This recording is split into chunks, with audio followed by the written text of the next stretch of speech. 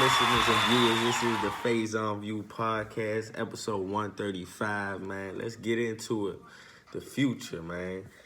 It's going to be a very special one today. We got some interesting topics, as always. Man, channel is below, man. Subscribe to that. Leak Faison. Color Power on my neck, sponsored by Color Power. Created and handcrafted by yours truly. At Color Power on Instagram, man. Let's get right into it, man. Right into it. So today we're going to discuss what everybody's talking about and what should be discussed. Jay-Z's comments and him wanting to take part ownership in the NFL team. We're going to discuss that. Definitely going to get into that. Secondly, we're going to have a Would You Rather. My show consists of Would You Rather now. And it's going to get interesting, man. Would you rather, man? It's going to be Will Smith or Denzel. You tell me. All right, man. Let's jump right into it because this topic is going to take me some time because I'm trying to gauge this topic as we speak right now, currently. And a lot of people feel certain ways about it. Let me tell you my pros and cons of what Jay-Z said and his comments. First, I want to give flowers when they're due because Jay-Z has been influential. He has done a ton for our people, and just recognize that it's always the bad that will outweigh the good, and especially the social media era, and that's what I'm per se talking about. They don't really see or understand the good things that you do until something very, very tragic happens to you. But Jay-Z is a mogul. He's a billionaire, a rapper, entrepreneur, you name it. And I have a lot of respect for Jay-Z. I'm not a huge Jay-Z fan. I'm not a stan at all. But I respect Jay-Z because Jay-Z has done so much for our culture and our community, and especially of a ton of recent. And it's okay to give him his credit. And what I don't like about this situation is everybody's, oh, you're a traitor, you this and you're that. You can look at it how you want, but Jay-Z's not a billionaire for no reason. He didn't come so far for no reason. He has invested in the culture, and he's done a lot for the culture. Let's not forget for a moment what he's done. And I don't like the people that are talking about it in the same breath as Kanye, because everything Jay-Z has done has been calculated. Everything Jay-Z does is calculated. You never seen Jay-Z really slip up and do some wild stuff or be out here in the public wilding. He moves very discreet and he moves calculated. And people could say it's a money move. We don't know what it is to be, if you want to be honest and real, because this is just the beginning of the situation. And now, on the flip side of things, I didn't agree, and I told my boy this when we had a discussion, I didn't agree with his comments, per se, because it's how he worded it, and it's kind of like discrediting Kaepernick's stand a little bit. He was on the side of Kaepernick, don't get me wrong. It makes him seem like a hypocrite only because he told others and peers not to get involved with the NFL, to stay away from that. And it looks a certain way now in the light.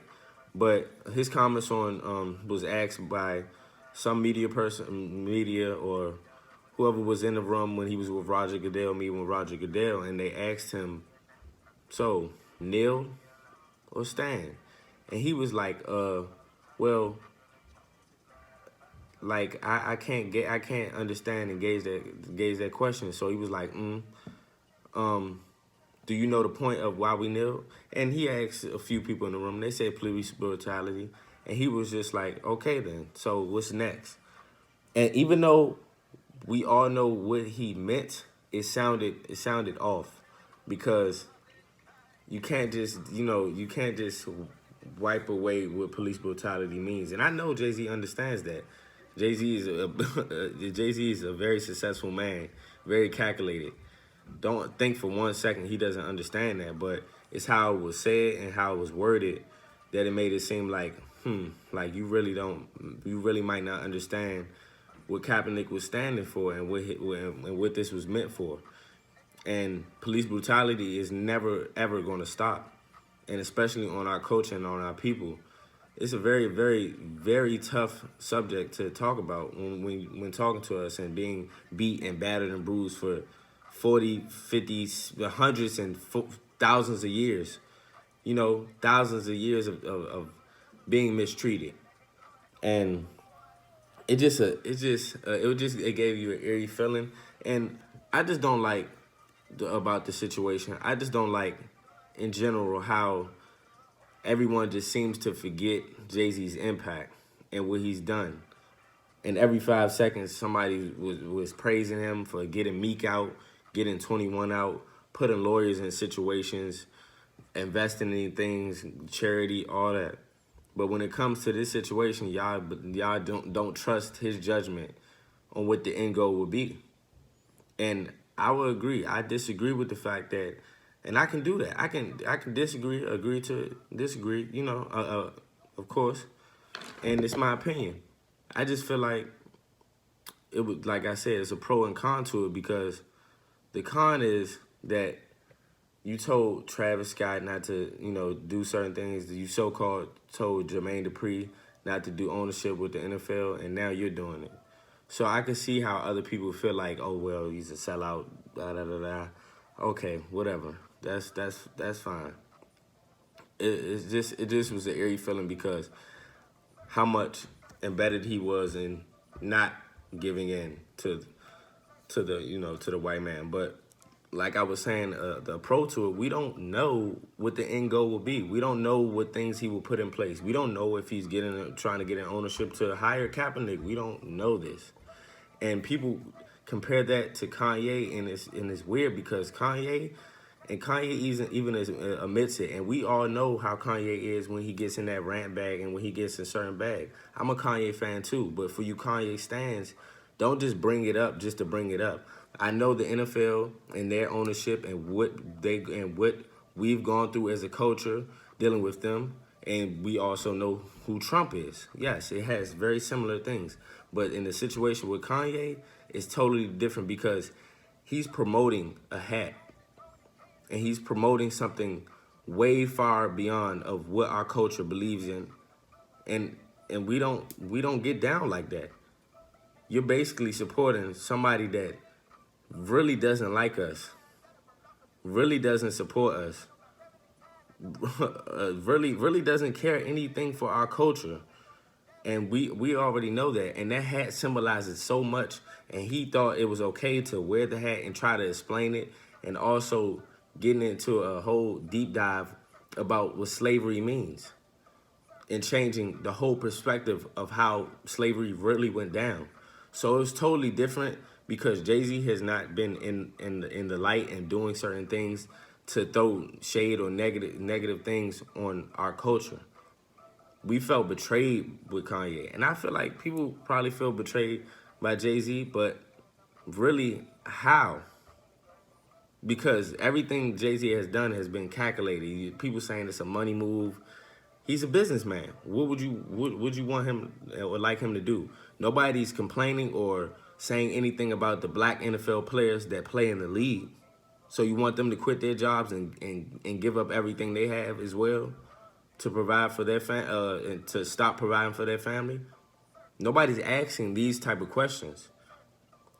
Eric Reed said something, and Eric Reed is not necessarily totally wrong, but he's wrong in the sense that you still collect checks from the NFL, bro. So him trying to get ownership and him trying to make a change, you don't even know what the change can be yet. We don't know. We're just speculating. And him doing a deal, it may look wrong and seem wrong, but we don't know what the end goal will be. And what Eric Reed was saying was, just he didn't agree to what Jay-Z is saying. He felt like it was a hypocrite move. But you're still getting paid by the NFL, by these people that really don't like us and can have a slave mentality. And I just think it goes hand in hand. We all have to be about our culture. And I'm waiting to see what change he does with this. I'm not totally on board with him, partnering, but but Jay-Z he really is calculated. He doesn't just make moves just to make moves.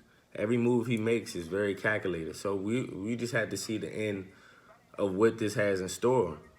We really have to wait and to see it. Everybody's saying he's like what?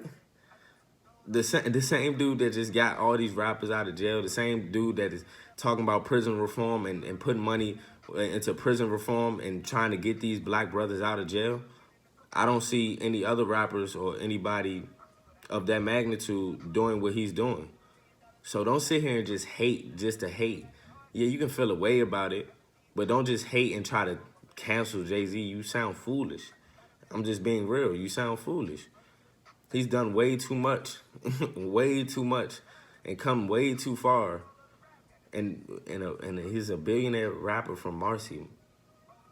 I'm not a Jay-Z fan, but I'm speaking just the truth of the matter. Let's see the end goal. And that's what my boy was telling me. So I agree to that point, in which I didn't understand myself at first. But we just got to see the end goal. I understand how people feel police brutality is real, and especially in our culture, and it means something to us. But all these people that are talking trash about Jay-Z and canceling him, you're still watching the NFL. You're still playing in the NFL. All these people that are talking, you still watch it. You still feel away. And for those who don't watch it, that's all praise to you and for standing for Kaepernick. But we're all not the same, and that doesn't make us wrong. If you love watching football, you love watching football. But don't sit here and discredit somebody else making a huge big business move, probably to help us. So be mindful of that. Be mindful of that. Don't just slander Jay-Z for a decision. And you could say it could be hypocritical for the all things lining up to it, but let's wait and see. Let's wait and see. But on to the next, man. On to the next. This is a very good would you rather. Would you rather Will Smith or would you rather Denzel Washington? So, first, before I do that, I'm going to go through Will's discography. And it's not going to be a lot. I'm just talking about their best movies, if I can include it. If I miss some, my bad. Will Smith, Pursuit of Happiness, Hitch, Men in Black, I Am Legend, I, Robot, Ali, Independence Day, Wild Wild West. The list goes on with that one, too. Denzel, you have American Gangster, Training Day, Malcolm X, Book of Eli, He Got Game, Man on Fire, Glory. So many movies, Flight, whatever you want to name. And these are two of my top 5 best actors ever. And let me give them their flowers before I move on to who I would pick. Will and Denzel have captivated what actors really should be. And the list I named, the diversity in their roles, they're not what's the word? I don't want to say. They're not typecast. And all of the movies show that, and it shows a lot of impact in their movies. Like, for instance, Ali with Will Smith is probably one of my favorite Will Smith movies. How he captivated the imagery of what Ali meant, how he boxed, what he meant to the world, his ups and his downs. Just amazing performances that just really can't be matched. And for Denzel, you have your Training Day, but Denzel goes way beyond just Training Day. People don't really understand that. Like Malcolm X, movies like Glory, in which he plays roles of different characters and different people and captivating acting roles. It's really rare to have two actors with so much diversity in their movie catalog. It's just really hard to choose from, man. Will or Denzel? I'm going to say Denzel because more longevity and how we look at Denzel. Denzel is just so captivating in his roles and Will Smith is too, don't get me wrong. But I would get an edge over Denzel because when you really look at movies and Denzel is in it, you feel like you're living the movie with him, if you feel me. Like, if you catch my drift. And it feels real. And every role he's played, he shows so much diversity in his acting. He's not typecast. You know, and he's not, and Will Smith is not typecast either, and which is why it's close, and they're both in my top 5. But Denzel, in certain movies, like for example, just randomly, let me say certain movies randomly, like The Book of Eli, you would believe Denzel was really blind, whipping people, like whooping people. And then you have movies like He Got Game, where he had a son, you know, he had a son who was promised that he was going to be greatness with with his with his abilities, and Ray Allen being the actor he was very good, and basketball player was very good too. But Denzel as a father took that role into a whole nother realm, took him to a whole nother level. American Gangster, you get to see the gritty and real gritty side of Denzel. Remember the Titans, you get to really see the coaching side of Denzel and how he will be in a role with sports and his leadership and his influence in sports and how he moved the kids. I just feel like Denzel is just a different type of breed, you know, and he's been doing it for so long. So I would say Denzel. I would say Denzel. It'll be a close one because the same things could say about Denzel, I could say about Will Smith. And The Pursuit of Happiness almost made me cry, man, for real. And just understanding the struggle and having a son and doing everything you have and doing everything you can for your seed is just, it was beautiful to see, and that he went through trials and tribulations, and with the faith of God, man, you could do anything. So, hey, that's my would you rather. Hey, man, every single week, subscribe to the YouTube channel, Leak Faison, Faison View Podcast, every single week, Thursday, 5 p.m. Eastern Time. Make sure you tune in, man. I'm here for it, man. Make sure you tune in. Loving it, man. Color Power on my wrist, Color Power on my neck. Y'all go cop that at Color Power on Instagram. Man, shout out to y'all, man. One.